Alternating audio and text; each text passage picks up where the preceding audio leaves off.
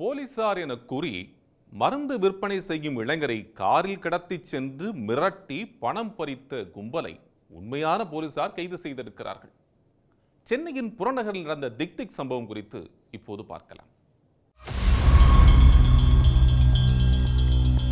காரில் வந்து போலீஸ் என கூறி இளைஞரை கடத்திச் சென்று மிரட்டி பணம் பறித்த புகாரில் கைது செய்யப்பட்டிருக்கிறார்கள் இவர்கள். சென்னை அடுத்த பல்லாவரம் திருமுடிவாக்கம் பகுதியில் வசித்து வருபவர் அசாருதீன். மருந்து வாங்கி விற்கும் தொழிலில் இவர் ஈடுபட்டு வருகிறார். இதற்காக குரோம்பேட்டையில் நிறுவனம் வைத்துள்ளார். இந்த நிலையில் சங்கர் நகர் காவல் நிலையத்துக்கு வந்த அசாருதீன் தன்னை மர்ம நபர்கள் கடத்திச் சென்று பணம் பறித்த நிலையில் மீண்டும் பணம் கேட்டு மிரட்டுவதாக புகார் அளித்துள்ளார். போலீசார் என்ன நடந்தது என்று கடத்தல் தொடர்பாக அசாருதீனிடம் விசாரணை மேற்கொண்டனர். அப்போது சினிமா பாணியில் நிகழ்ந்த கடத்தல் குறித்து அவர் விவரித்துள்ளார். ஜூன் மாதம் 22ஆம் தேதி இரவு தனது நிறுவனத்திலிருந்து வீட்டுக்கு அசாருதீன் இருசக்கர வாகனத்தில் கிளம்பியிருக்கிறார். பைக்கை அவரது கார் ஓட்டுநர் ரஃபீக் ஓட்டிச் சென்றுள்ளார்.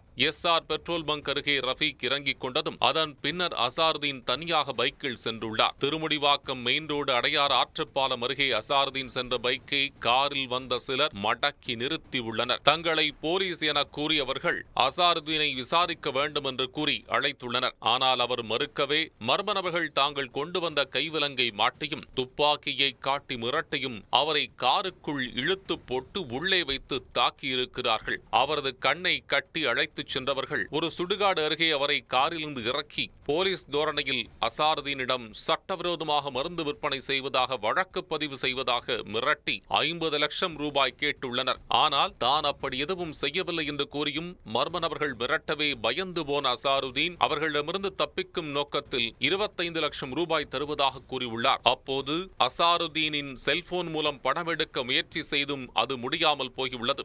தொடர்ந்து பர்சில் இருந்த 9000 ரூபாய் மற்றும் கிரெடிட் கார்டை எடுத்துள்ளனர். பின்னர் மீண்டும் காரில் ஏற்றிக் கொண்டவர்கள் இரவு முழுவதும் காரிலேயே சுற்றிவிட்டு மறுநாள் காலை ஆற்காடு பகுதியில் வைத்து அசாருதீனின் வங்கிக் கணக்கிலிருந்து அந்தோணிராஜ் என்பவரது வங்கிக் கணக்கிற்கு 50,000 ரூபாயை அனுப்பிய பிறகு அங்கேயே அவரை இறக்கிவிட்டு சென்றுள்ளனர். இதுகுறித்து வெளியே சொன்னால் கொலை செய்து விடுவதாக மிரட்டியும் சென்றுள்ளனர். இதன் பின்னர் வீட்டுக்கு வந்த அசாருதீன் வங்கி பரிவர்த்தனைகளை பார்த்தபோது கிரெடிட் கார்டு, டெபிட் கார்டு மூலம் 7,40,000 ரூபாயை எடுத்துள்ளது தெரியவந்துள்ளது. பணம் போனால் போகட்டும், உயிர் பிழைத்து வந்ததே போதும் என்று அசாருதீனும் வெளியே சொல்லாமல் அமைதியாக இருந்துள்ளார்.